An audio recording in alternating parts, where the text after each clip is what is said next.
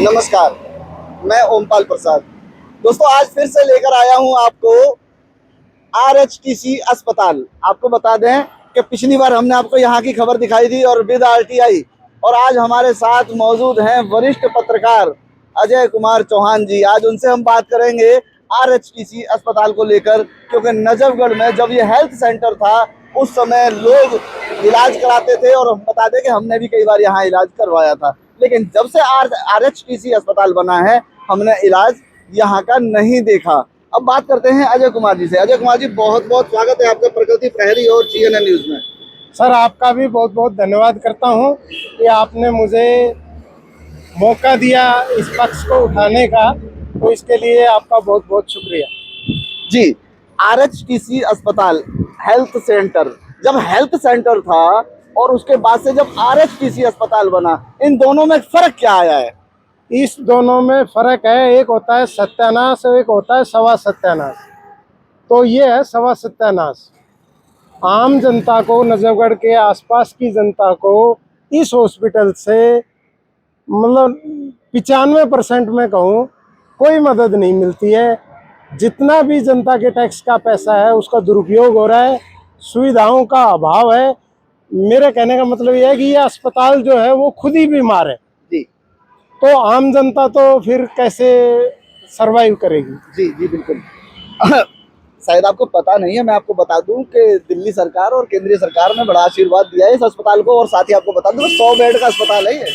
Sir, 100 bed का सिर्फ कागजों में है, लेकिन सुविधाओं के नाम पे आम जनता से आप पूछिए, आम जनता की इतनी शिकायतें हमारे पास आती हैं कि सुविधाओं के अभाव में 0/0, 0 सन्नाटा, कुछ नहीं है। सिर्फ आम इंसान आता है, धक्के खाता है, अपना बहुमूल्य समय खराब करता है और चला जाता है।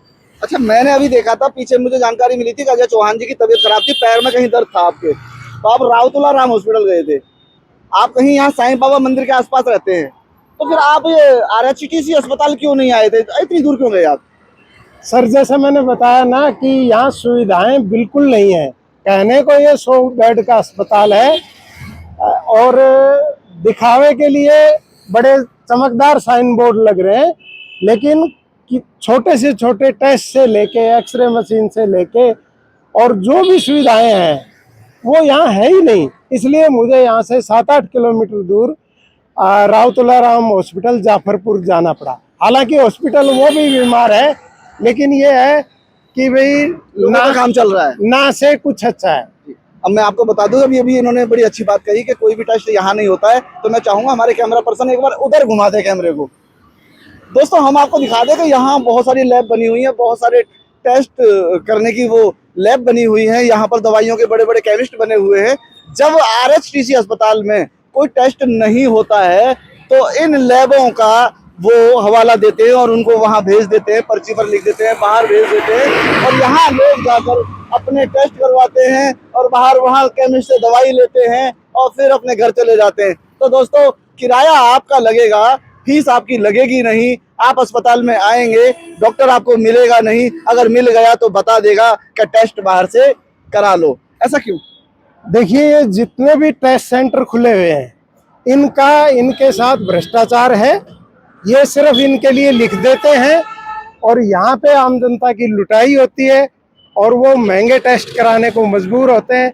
ऐसा नहीं है कि मशीनें नहीं है, या तो वो चलती नहीं है या अंदर का स्टाफ अपने भ्रष्टाचार के चलते इन लोगों की मिली भगत से इनको नाजायज फायदा पहुंचाने के लिए उनको सारे बाहर के टेस्ट लिखते हैं, बाहर की ज्यादातर दवाइयां लिख के दी जाती हैं, जिससे कि इन सेंटर वालों का भी फायदा हो और इन हॉस्पिटल के कर्मचारियों का भी हो। मेरा माननीय मुख्यमंत्री और माननीय स्वास्थ्य मंत्री जी से अनुरोध है कि इस सारे मामले की जनहित में उच्च स्तरीय जांच करवाई जाए और इनका जो इलीगल कनेक्शन है दोनों का,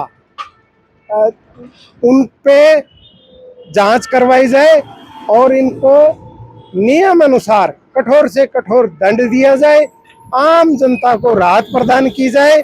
बहुत बहुत धन्यवाद। जय हिंद, जय भारत। ये बहुत अच्छी बात इन्होंने कही कि अगर इस पर जांच बैठ जाए, पर सवाल वहीं आ जाता है अब मैं किस प्रकार से कहूँ आपको जांच के बारे में, जांच एजेंसियों के बारे में। फिलहाल हम बात करते हैं हमारे भाई कुंदन यादव जी, वेज बिरयानी वाले। भैया आप कभी गए हो यहाँ अस्पताल में इलाज कराने? इधर देखो। नहीं, मैं नहीं गया। तुम्हारे घर वाले गए? नहीं, मेरा घर वाले यहाँ कोई लोग आते हैं इलाज कराने, कुछ बताते हैं? नहीं, मुझे तो कुछ नहीं बताता। कुछ नहीं बताते। भैया को कुछ नहीं पता है। भैया क्या आप मुझसे बात करेंगे? इधर आइए भैया। हॉस्पिटल में इलाज कैसा हो रहा है यहाँ? बेकार हो रहा सबसे हैं? बेकार। कभी गए हो आप यहाँ अस्पताल में? गया हूँ। क्या हुआ था? सब बाहर के टेस्ट लिखते हैं। क्या हुआ? क्या हुआ?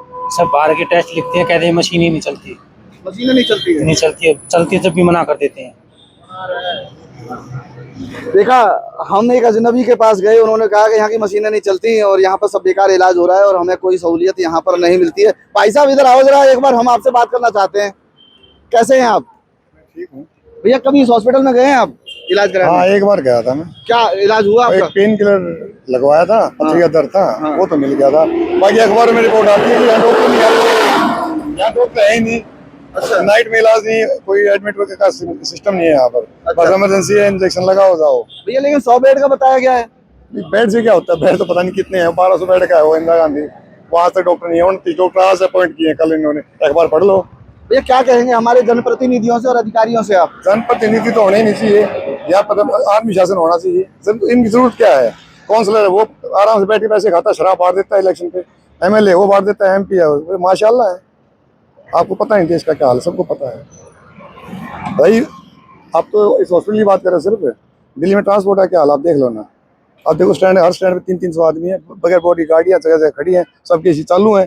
क्लाइमेट चेंज की स्थिति इन्होंने कर दी। आप देख लो ना क्या हाल है इस हॉस्पिटल को, क्या कह रहे हो? अभी हम हैं नजफगढ़ विधानसभा में और आप जानते हैं कि दिल्ली में सरकार भारतीय जनता पार्टी की है। श्रीमती रेखा गुप्ता जी हमारी मुख्यमंत्री हैं। आप हमारी सरकार से क्या अपील करते हो? कैमरे में बता दो। बस यही है, थोड़ा हॉस्पिटलों की, ये तो खैर सेंटर में आता है, जो दिल्ली सरकार के हॉस्पिटलों में थोड़ी सुविधा हो जाए, इन बसों पे कोई अंकुश लग जाए। ये कहीं आप देखो, कहीं ये जगह जगह खड़ी होती है, नॉट इन सर्विस का बोर्ड होता है, जीरो लगा के चलते रहते हैं, सवारी को बैठाते हैं, टाइम पे रोकते नहीं।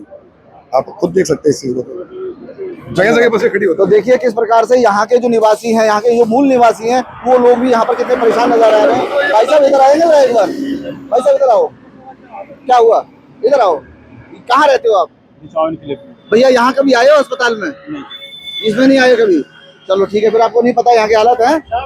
एक सच्ची खबर भी बताया करो। भैया मैं सबके बारे में पूछ रहा हूँ। मैं यहाँ का मूल निवासी हूँ और बताओ, मेरा बताओ। गांव दिचाऊ है। बताओ भैया। मेरा नाम रविंदर सिंह है। अच्छी बात है मैं इस हॉस्पिटल में 4 बार आया हूँ जी। जी। हाँ, 2 बार इमरजेंसी में आज अपनी वाइफ को लेके आया हूँ। अच्छा। बहुत बढ़िया इलाज होता है, बहुत अच्छे डॉक्टर हैं, ठीक है, और केयर भी होती है, RAC है पूरा, और साफ सफाई अच्छी व्यवस्था है।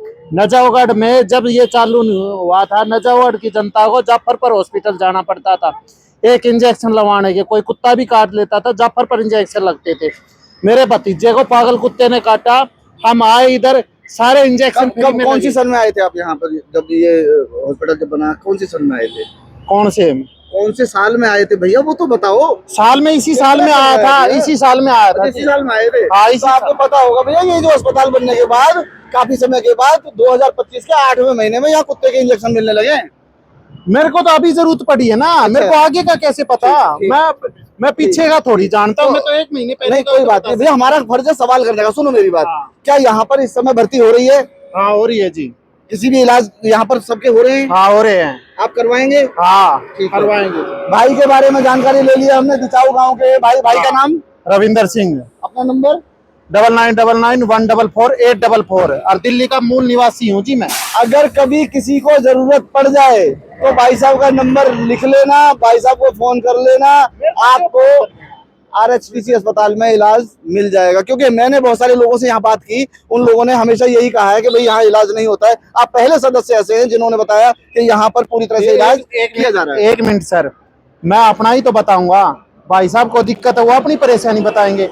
मैं इस हॉस्पिटल में 4 बार आया तो मेरा ट्रीटमेंट हुआ, और मैं एक आम नागरिक हूँ। किसी की सिफारिश से, ना मैं MLA की सिफारिश से आया, ना MP की सिफारिश से आया, ना निगम पार्षद। चलो बहुत अच्छी बात भैया, आपसे बात करके बहुत अच्छा लगा। मैं कुछ और लोगों से बात कर लेता हूँ। भाई साहब आप कहाँ रहते हैं? भाई साहब यहाँ कब आए? अच्छा, यहाँ पर ही अस्पताल देखा आपने कभी? तो कोई बात नहीं है, यहाँ पर देख लेते हैं हम, कोई और मिल जाए